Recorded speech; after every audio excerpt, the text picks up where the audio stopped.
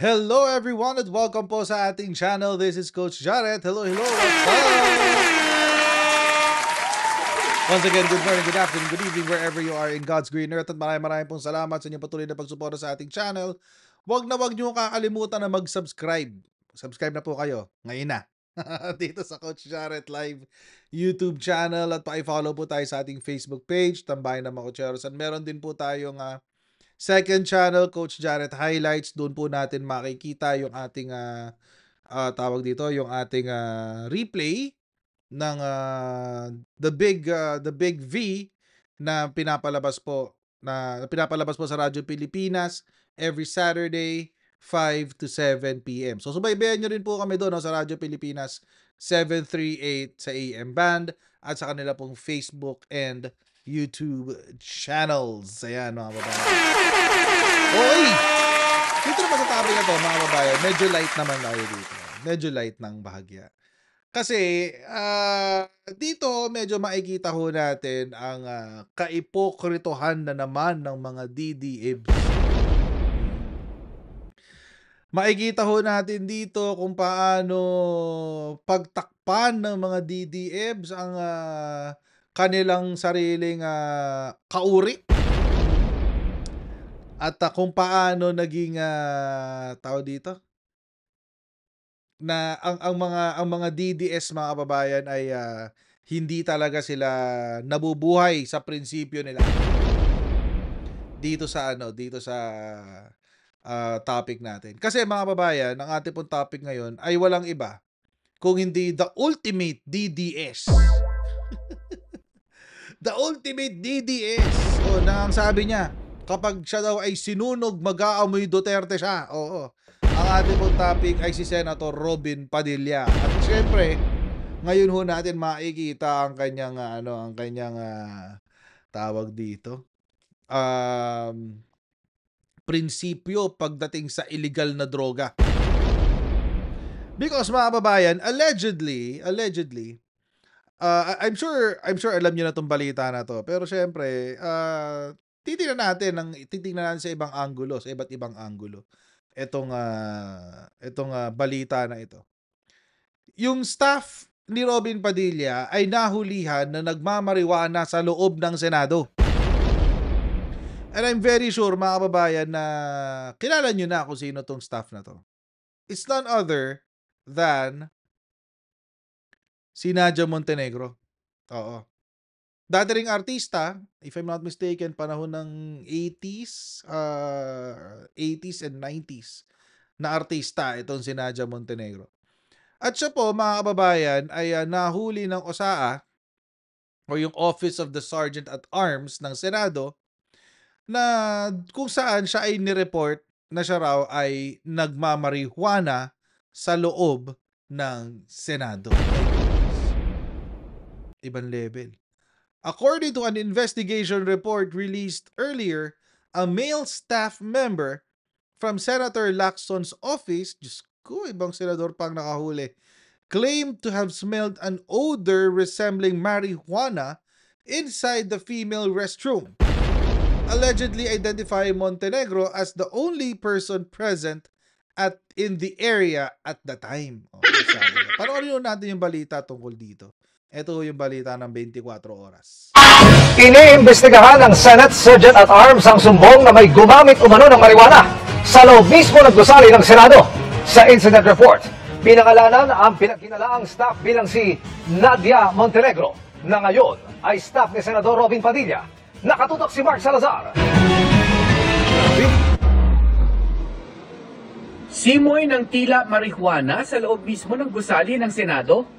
Yan ang nireport sa Senate Sergeant at Arms. Hindi lamang isa, kundi sa dalawa ng pagkakataon. Ayun lang. Batay sa incident report ni LSO1 Victor Patelo, itinawag sa kanya noong Hulyo ang tungkol sa malakas na amoy sa 5th floor.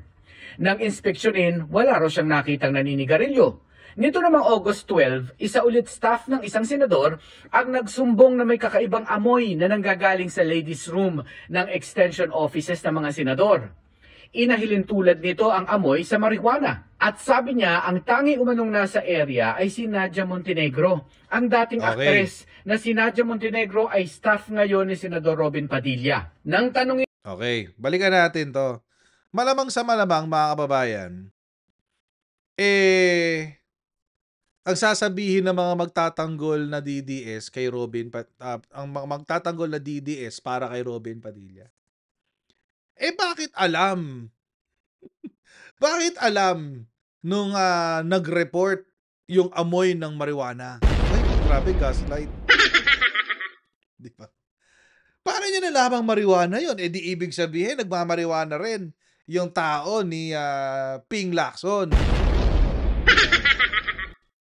Alam nyo, mga kababayan, ang tawag ho doon ay gaslighting. Gaslighting ho ang tawag doon. At saka, mga kababayan, kahit naman po hindi ka gumagamit ng marijuana, I'm pretty sure in one way or another, nakaamoy ka na ng simoy ng marijuana. Nakaamoy ka na ng simoy ng marijuana. Ako, nung college, hindi ako nagmamarijuana. Pero personally ako, nung college, may mga barkada ho ako na nag-MJ. Oo, nagjo-jutes, nagjo-joint. May mga klase ako na nagjo-joint. Sa loob mismo ng mga sasakyan nila. Sa loob mismo ng mga kotse nila, ang tawag na doon hotbox. Bakit hotbox? Kasi nga naman, pag nakaupo ka doon, nagmamariwana ka, kasama mo yung mga tropa mo, pagbuga mo ng usok, pare-pareho na kayo nakahay. Kasi sama-sama kayo sa sasakyan eh. Aircon pa yung sasakyan. O, yun. Kaya hotbox ang tawag doon. Tagal na yun. 90s pa yun. Hindi ko alam kung ano nang tawag nila doon ngayon. Pero nang tawag namin doon sa college, hotbox. But anyway, so ito na nga. So, usually, kapag sasakay ako sa sasakyan nila, there is ang amoy po kasi ng marijuana, mga kababayan, very distinct. Oo. Hindi siya amoy sigarilyo. Hindi rin siya amoy nganga. Hindi rin siya amoy yung sigarilyong kulay brown, yung niyoyosi ng mga matatanda. Hindi ganoon ang amoy niya. Very distinct ang amoy. Actually, masakit siya sa ilong kung tutuusin. Matapang ang amoy ng marijuana eh. At hindi rin siya parang amoy ng damo na sinusunog, no? It really smells different, oo. At very distinct ang amoy niya. So, ako, kahit hindi ako gumagamit, alam ko yung amoy dahil yung mga barkada ko dati gumagamit. And I'm pretty sure, mga kababayan, kahit itong nakahuli, hindi ho natin alam kung nagmamariwana siya or hindi. But definitely, alam niya kung ano yung amoy. Ang tanong dito, mga kababayan, ay ito. Let's say nagmamariwana din yung nakahuli. At least hindi siya nagmamariwana habang nasa Senado. Diba? At hindi siya, diba, mga kababayan, tsaka illegal na marijuana, mga kababayan. I mean, tawag dito, the kind of tapang, yung tapang na meron dito si Nadia Montenegro na allegedly gumagamit ng marijuana. Sa loob mismo ng Senado ay ibang level. Oo. Ibang level ng tapang yan. Imagine, gumagawa ka ng you're in possession. Take note ha. You are in possession of an illegal substance. Sa loob mismo ng lehislatura. Sa loob mismo ng Senado. Ay, ang tapang mo, girl. Ang tapang mo, girl. Ibang level ang tapang mo talaga, promise. Oo. Ibang level ang tapang mo. Grabe yun.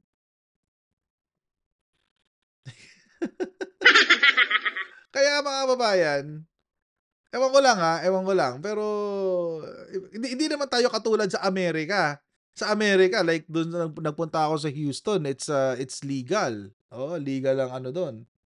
So, naaamoy ko siya. Nagpunta ako LA. Pag naglalakad ka sa kalsada, maaamoy mo yung amoy na marijuana. And people are smoking it outside.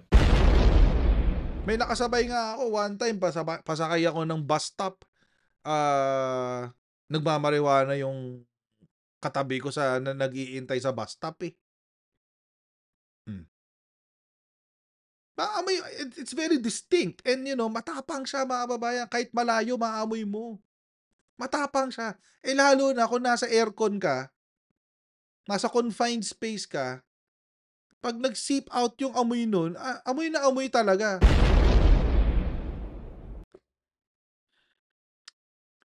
Ang tapang ni Nadia Montenegro. Kung totoo 'to, kung talagang siya yan, ang tapang ni Nadia Montenegro, grabe yan. Ang lupit mo, girl. Tuloy natin 'to. Montenegro. Ang dating aktres na si Nadia Montenegro ay staff ngayon ni Senador Robin Padilla. Nang Yun, tanungin ni Patelo patay. si Montenegro, itinanggi niyang nanigarilyo siya sa loob ng ladies room o gumamit Siyempre. ng marijuana. Pero sinabi nitong meron siyang vape sa kanyang bag, kaya baka ito raw ang pinanggalingan ng kakaibang amoy. Huwag naman tayo maglokohan. Iba ang amoy ng vape. Tsaka yung mga vape may flavors yan eh. Iba yung amoy ng... Ako, hindi ako nagve-vape ha. Hindi ako nagve-vape. Pero may mga kabarkada ako na nagve-vape. Maaamoy mo yan eh. Iba-iba ang amoy niyan. Hindi... And kung sa vape yan, ito ha, kung sa vape yan, ano yan? May cannabis oil?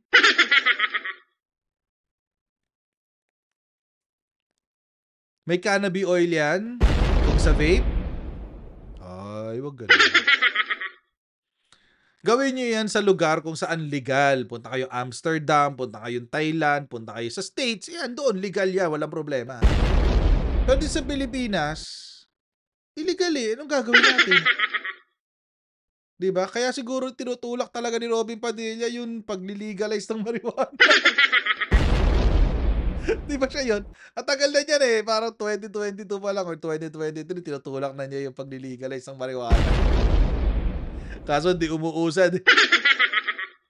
Oo, kasi nga naman, mahirap kasi. Tulad niyan, recreational ginamit. Paano, di ko alam kung may sakit si Nadia Montenegro, di ko alam kung merong, di ba?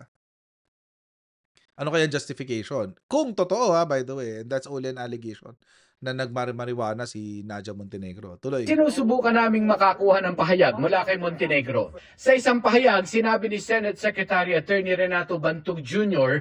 na inatasan niya ang Senate Sergeant at Arms na agad magsagawa ng investigasyon. Sa utos din ni Senate President Chis Escudero, ipinadala ng Secretary of the Senate ang incident report tungkol sa umano'y paggamit ng marijuana sa opisina ni Senator Padilla para sa kanyang kaalaman at naaakmang aksyon.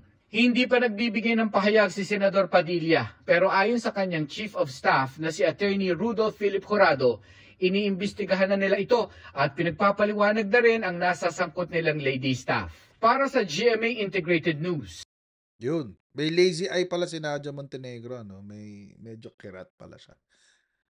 But anyway, eto na nga. Pero sumagot na si Nadia Montenegro. Oo. Dinideny niya. Oo. Dininay niya na nagmamariwana siya sa loob ng Senado. Yun ang sabi niya. Mariing itinanggi ng aktres sa si Nadia Montenegro na humitit siya ng mariwana sa loob ng isang comfort room.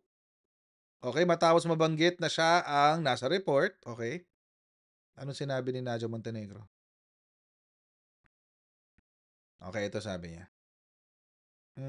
Hindi, si Patelo pala yan. Wait, okay. Wala pa rin pala statement. Tinanggi lang. It's a general denial. General denial. So, wala pa palang statement si Nadia Montenegro. But it's a general denial. Ngayon, mga kababayan kasi, ito yung issue dyan. Ang pinakamatindihong issue dyan, mga kababayan, yung posisyon po ni Robin Padilla bilang isang DDS. At dito ho natin makikita ang kaipokritohan ng mga DDS. Alam niyo kung bakit? War on drugs. Si Rodrigo Duterte, itinayo niya ang kanyang political, yung kanyang administrasyon. Itinatag niya to under the premise na lilinisin niya ang bansa ng droga. Lilinisin niya sa droga ang bansa. 3 to 6 months pa nga noon eh. 3 to 6 months. And then, after 3 to 6 months, ang sabi niya, hindi kaya, extend natin 1 year. 1 year. After 1 year, ang sabi, hindi ka kaya, isa pang taon. O, nakaka3 taon na. O, isa pa raw taon. Hanggang sa hindi na siya nag-mention ulit. Binalikan lang niya yung issue na yan noong 2021 bago siya bumaba at sinabi niya, hindi ko kinaya. I was going against my own government. Yun ang sinabi ni Rodrigo Duterte. Baka hubris lang daw yung sinabi niyang yun. Oo. Kampanya, payabangan. So, yabang lang daw niya yun. Sinabi niya dito 6 months. So, at least sa huli, inamin niya na yabang lang niya at di niya talaga kayang gawin. Oo. Ngayon, ito si Robin Padilla, sinakyan ho kasi ng sobra-sobra yung issue na yan ng war on drugs. Tulad nito. Nitong 2024, sinabi niya, imbestigahan natin ang PIDEA. Sabi niya, August 13, 2024. Imbestigahan daw ang PIDEA.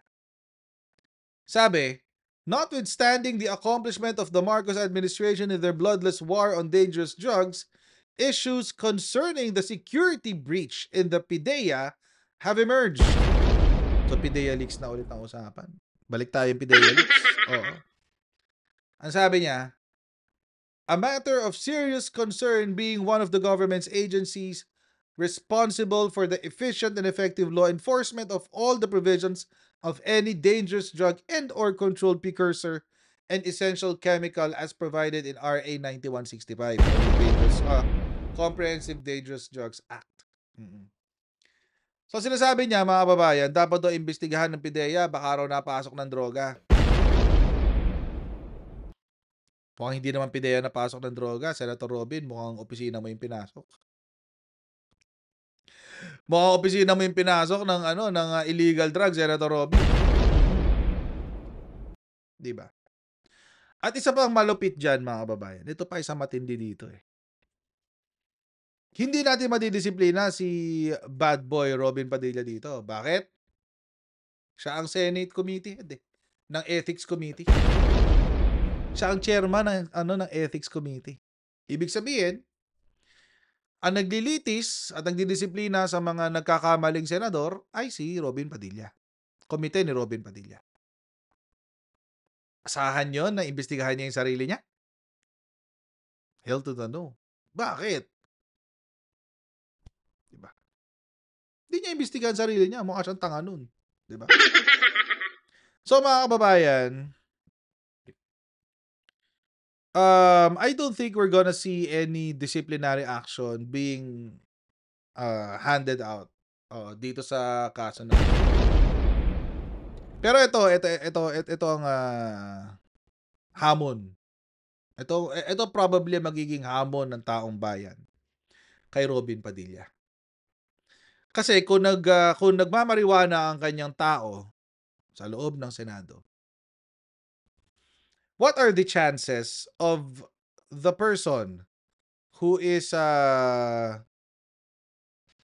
forwarding the ratification of a bill related to medical cannabis be actually also using marijuana in his office? Tagalog, kung ang senador na nagtutulak ng panukalang batas na naglalayong gawing legal ang paggamit ng marijuana for medical purposes, ano kaya ang pagkakataon na yung senador mismo ang gumagamit ng marijuana? Malayo o malapit? Kung nahulihan ang kanyang staff na gumagamit ng marijuana, how much more yung senador? Diba? Follow the leader. We're following the leader, the leader, the leader. We're following the leader wherever he may go. So ako, meron akong panukala. Meron akong suggestion kay Senator Robin Padilla. Madaling-madali lang to. Kayang-kaya to ni Senator Robin Padilla. Hair follicle drug test nga dyan. Senator Robin Padilla, why not ang iyong buong opisina ay isubject mo sa hair follicle drug test? Total naman, Talaman, kontra ka sa illegal drugs. Idol mo si Rodrigo Duterte. Siguro maganda rin na malaman natin kung ikaw mismo ay gumagamit ng marijuana. Hair follicle, ha? Hair follicle, di pwedeng iihi lang. Hair follicle. Para alam nating lahat. Yung totoo, hindi. Total naman, matapang to si Senator Robin Padilla. Baka agatin, di ba? Hamunin na lang natin sa bayan ng Pilipino. Hamunin natin si Senator Robin Padilla. Hair follicle drug test naman dyan, Senator Robin. Kaya mo yan. Suportahan ka namin. Ikaw mismo magpakita sa taong bayan. Diba? Be a model of what you're demanding from people. Total naman, itong mga DDS, ang hilig na mag-demand ng hair follicle drug test kay PBBM. Kahit wala silang ebidensya na si PBBM ay nagdodroga. Why not? Kayo ang gumawa. Total naman, meron tayong aligasyon na isang staff ni Robin Padilla ay nag-jujuts. So, is there the possibility na the team who jutes together stays forever?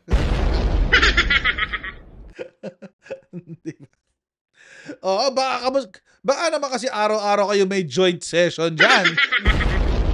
Pun intended. Oo. Baka araw-araw may joint session dyan. Baka everyday, wake and bake. Ayun, nakakatawa dito mga kababayan eh. Kitang-kita mo yung kaipokritohan ng mga DDS. For example, si Pulong gumagamit ng drugs. Si Digong gumagamit ng drugs. Si Baste gumagamit ng drugs. Si Kitty gumagamit ng drugs. And now, potentially, Senator Robin Padilla is also taking drugs in the form of marijuana. Pero walang nagde-demand ng hair follicle drug test. Oh. Hair follicle drug test naman dyan. Ay, hindi. Maliban kay Pulong, si Pulong nag-hair follicle drug test. Nag-negative siya doon. O, di kudos kay Pulong, di ba? Pero si Baste, si Kitty, si Robin now, I think, now more than ever, kailangan patunayan talaga nila na tinatayuan nila ang kanilang sinasabi na anti-drug sila. Di ba? Hair follicle drug test naman dyan, Senator Robin. Oo. Kalad ka rin mo na rin si Kitty tsaka si Baste. Para one big happy family, DDS family kayo. Anyway, mga kababayan, hanggang dito lang po muna tayo sa ating live stream, sa ating video. Please don't forget to like, share, and subscribe. And I'll see you in our next live stream, right? Bye, everyone. See you.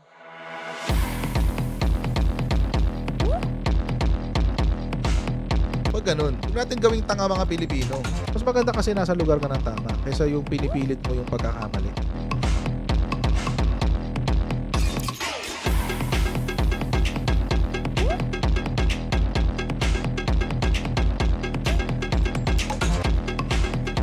Are they willing to go that far? Hindi makakalimutan ng Pilipino yan hanggat di nasasagot niya. Sino ngayon nagsasabi ng totoo?